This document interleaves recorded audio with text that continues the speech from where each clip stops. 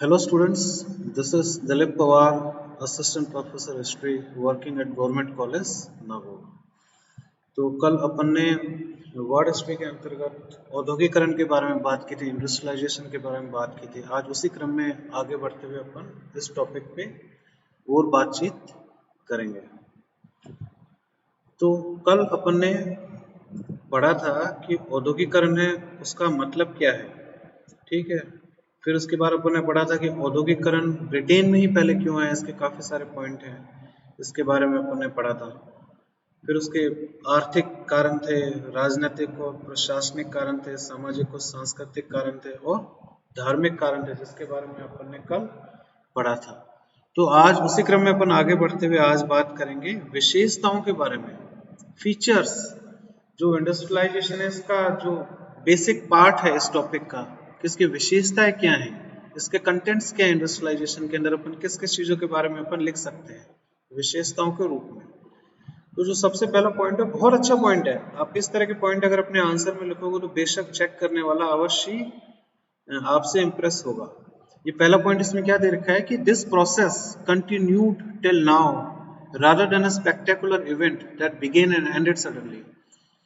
इसमें लिखा हुआ है कि जो औद्योगिकरण है एक घटना नहीं थी, एक घटना जो घटित हुई और वो खत्म हो गई। तो इस प्रकार की घटना बिल्कुल भी नहीं थी औद्योगिकरण। औद्योगिकरण एक प्रकार का प्रोसेस था, एक प्रकार की प्रक्रिया थी जो लंबी चली और आज तक चली जा रही है। औद्योगिकरण आज तक खत्म नहीं हुआ है। तो एक प्रोसेस था जो 1760s में 70s में इंग्लैंड में शुरू हुआ और वो आज तक चला आ रहा है। एक घटना नहीं है जो हुई और उसके उपरांत खत्म हो गई। तो बहुत अच्छा पॉइंट है। इस तरह के पॉइंट किताब में आपको मिलते हैं। अगर आप अधिक किताब पढ़ोगे और इस तरह की आप बातों को आप आंसर में लिखोगे तो डेफिनेटली जो एग्जाम जो चेक कर रहा है कॉपी वो 100% इंप्रेस होगा। फिर अपन आगे बात करते हैं। This whole process was guided by capitalism, यानी जो औद्योगिकरण है इसका आधार क्या था, पूंजीवाद। पूंजी वर्ग ने ही औद्योगिकरण की जो प्रक्रिया है उसको आगे बढ़ाया और उसको अपने पीक पे लेके गया। तो पूंजीवाद इसका प्रमुख आधार है। और पूंजीवाद के अंतर्गत पूंजीपति वर्ग होता है जिसका कार्य क्या होता है, मुनाफा कमाना, फैक्ट्री के अंदर प्रोडक्शन करना, वस्तुओं का उत्पादन करना, लोगों को वस्तुओं को बेचना, दुकानों पे माल को पहुंचाना और फिर अंततः उनका उद्देश्य होता है मुनाफा कमाना। और जो पूरा का पूरा सिस्टम है पूंजीवाद, वो किस पे आधारित है, प्राइवेट ओनरशिप, यानी निजी हाथों के अंदर उद्योग रहे हैं इंग्लैंड के अंदर भी और जगह पे भी जहाँ पे औद्योगिकरण हुआ है। तो प्राइवेटली ओन्ड सिस्टम रहा है सारा का सारा पूंजीवाद। तो पूंजीवाद एक प्रमुख आधार रहा है औद्योगिकरण का। फिर इसके बाद अपन आगे बात करते हैं। पूंजीवाद के अंतर्गत ये वाला पॉइंट आएगा, फैक्ट्री बेस्ड प्रोडक्शन। अगली विशेषता क्या है कि बड़ी बड़ी फैक्ट्रियों में वस्तुओं का निर्माण किया गया। पहले क्या होता था, घरों में वस्तुओं का निर्माण करते थे, जो हथकरघा उद्योग था, जो हैंडीक्राफ्ट उद्योग था, गाँव में वस्तुओं का निर्माण होता था छोटे स्केल पे। लेकिन अब फैक्ट्री बेस्ड प्रोडक्शन होने लग गया। तो प्रमुख विशेषता है यानी फैक्ट्री के आधार पे उत्पादन। फिर अपन आगे बात करते हैं अन्य विशेषता के बारे में, मास प्रोडक्शन। औद्योगिकरण के अंतर्गत जितनी भी वस्तुओं का उत्पादन किया गया उनकी मात्रा बहुत अधिक थी, मास प्रोडक्शन था। मास का मतलब यहाँ पे क्या है, बड़े स्तर पे फैक्ट्री के अंदर मशीनों के माध्यम से वस्तुओं का उत्पादन किया और उसके पश्चात उन सभी वस्तुओं को मार्केट तक पहुंचाया और अंतरराष्ट्रीय मार्केट में भी उन वस्तुओं को पहुंचाया। तो फिर अपन इसके बाद आगे बात करते हैं कि रोल ऑफ मार्केट फोर्स, जिसे अपन आज के समय में कहते हैं जो बाजार की शक्तियां हैं वो प्रभावी रही हैं औद्योगिकरण के अंतर्गत। यानी बाजार को एक बड़ा हाथ दिया गया, बाजार को एक बड़ी जिम्मेदारी दी गई औद्योगिकरण के अंतर्गत। तो बाजार की जो शक्तियां वो अधिक मजबूत हुई औद्योगिकरण के कारण। और दूसरा, फ्री ट्रेड। फ्री ट्रेड का मतलब क्या, मुक्त व्यापार की नीति को भी प्रोत्साहन मिला औद्योगिकरण के अंदर। क्योंकि क्या हुआ, औद्योगिकरण के अंदर जो पूंजीपति वर्ग है उसका प्रभुत्व स्थापित होने लग गया धीरे धीरे समाज के अंदर। और जो पूंजीपति का वर्ग था वो क्या चाह रहे थे, मुक्त व्यापार की नीति हो, विदेश से व्यापार करने के लिए हमें पूरी फ्रीडम होनी चाहिए, किसी प्रकार के नियम कायदे हम पे नहीं लादे जाने चाहिए। तो उसको मुक्त व्यापार की नीति कहते हैं, जिसको औद्योगिकरण के कारण प्रोत्साहन मिला। फिर अपन आगे बात करते हैं, state acted as facilitator. Public administration में ये पॉइंट आता है कि जो राज्य का क्या योगदान था, राज्य ने एक सहायक भूमिका निभाई, प्रमुख भूमिका नहीं निभाई औद्योगिकरण के अंतर्गत। जो वास्तव में जो पूरी प्रक्रिया थी औद्योगिकरण को, उसको किसने शुरू किया और किसने उसको आगे बढ़ाया, प्राइवेट कंपनीज ने, इंडस्ट्रीज ने। तो राज्य ने केवल सहायक भूमिका प्रदान की, यानी असिस्टेंस प्रदान किया एक प्रकार का इन उद्योगों को, ताकि उनका अत्यधिक विकास प्रमुख भूमिका नहीं थी, राज्य का इंटरफेरेंस नहीं रहा कि उद्योग किस प्रकार से पनपेंगे या फिर उनमें किस प्रकार का प्रोडक्शन होना चाहिए। State was only A facilitator. Facilitator का मतलब यहाँ पे ये है कि केवल सहायक भूमिका निभाई राज्य ने। फिर इसके बाद अपन अगले फीचर के बारे में बात करते हैं, क्वालिटी प्रोडक्शन। यानी एक तो बड़े स्तर पे बड़ी मात्रा पे वस्तुओं का उत्पादन हुआ, उसके साथ साथ वस्तुओं की गुणवत्ता भी बहुत अधिक थी पहले की बजाय। पहले हथकरघा उद्योग हुआ करते थे जिनकी इतनी क्वालिटी नहीं होती थी, वो वस्तुएं लंबे समय तक टिक भी नहीं पाती थी। लेकिन अब क्वालिटी प्रोडक्शन होने लग गया, जिन भी वस्तुओं का उत्पादन हुआ उनकी गुणवत्ता पहले के मुकाबले कहीं ज्यादा अच्छी थी। फिर अगली विशेषता क्या है, it was a long drawn out process. जो औद्योगिकरण की प्रक्रिया वो लंबे समय तक चली है। जैसे फ्रेंच रेवोल्यूशन के बारे में बात करें, जो फ्रांसीसी क्रांति है वो आई और 20-30 साल तक रही, उसके बाद खत्म हो गई फ्रेंच रेवोल्यूशन। उसी प्रकार से अमेरिकी रेवोल्यूशन है, कुछ सालों तक रहा, उसके पश्चात वो खत्म हो गया। लेकिन औद्योगिकरण एक ऐसी क्रांति है जो 1760s में शुरू हुई और आज तक चली आ रही है। तो इसमें लिखा हुआ है कुल मिला के लगभग 150 सालों तक यह प्रक्रिया चलती रही।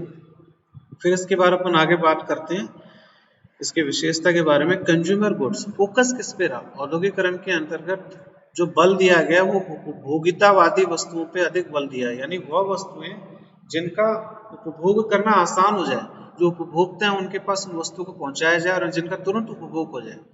यानी इमीडिएट कंजम्पशन की चीजों पे अधिक फोकस किया गया है, जिनको कंज्यूमर गुड्स कहते हैं, उपभोग वाली वस्तुएं। तो इनका अधिक प्रचलन रहा औद्योगिकरण के अंतर्गत। फिर अपन बात करते हैं, बहुत इंपॉर्टेंट पॉइंट है ये जिसके बारे में अपन बात करें, टेक्सटाइल, कपड़े, कपास। कपास के माध्यम से मशीनों के द्वारा फैक्ट्रियों में बड़े स्तर पे कपड़ों का उत्पादन किया गया। तो टेक्सटाइल प्रोडक्शन बहुत अधिक हुआ औद्योगिकरण के कारण।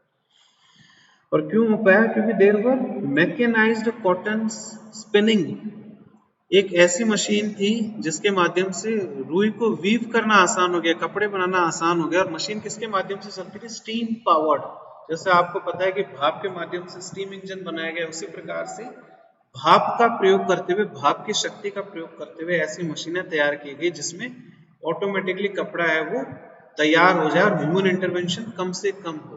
तो बहुत ही बड़े स्तर पे टेक्सटाइल का प्रोडक्शन किया गया और इतना अधिक प्रोडक्शन हो गया कि उन कपड़ों का करें क्या। तो उन्होंने उन कपड़ों को भारत जैसे देशों में भेजना शुरू कर दिया और अधिक मुनाफा कमाया उन्होंने।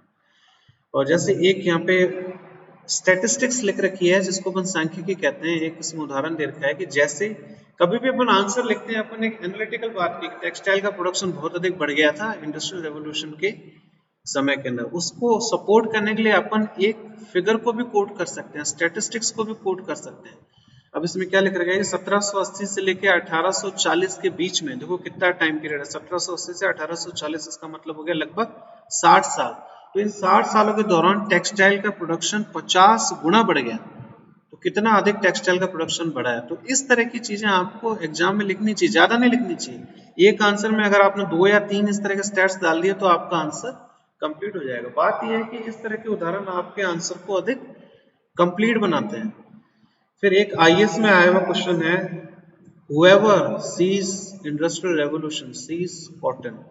अब इसमें क्या लिखा हुआ है कि जो भी व्यक्ति औद्योगिकरण को देखता है उसको केवल कपास नजर आता है। अभी किसी हिस्टोरियन का स्टेटमेंट है, इसको अपन को एक्सप्लेन करना है, तो इसमें वही सारी चीजें आएंगी कि औद्योगिकरण में सर्वाधिक बल किस पे दिया गया? टेक्सटाइल के ऊपर, कपड़ा प्रोडक्शन के ऊपर। किस प्रकार से कपड़ा प्रोडक्शन है, उसमें कपड़ों के प्रोडक्शन में क्रांति आ गई। मैकेनाइज्ड कॉटन स्पिनिंग, बड़ी बड़ी मशीनें तैयार की गई जो भाप के माध्यम से चलती थी। इसके द्वारा बड़े स्तर पे कपड़ों का प्रोडक्शन होना संभव हुआ। अपन ने और कल अपन ने बात करी जैसे स्पिनिंग जेनी है, कई प्रकार की मशीनें और बनाई गई थी जिसके माध्यम से तीव्रता आई कपड़ों की प्रोडक्शन में। तो इन्हीं चीजों के बारे में लिखना है, whoever sees industrial revolution sees cotton। इसके बारे में अपन और चीज के अंदर और चीज के बारे में बात नहीं करेंगे, अपन को केवल कपास पे केंद्रित करना है अपना आंसर।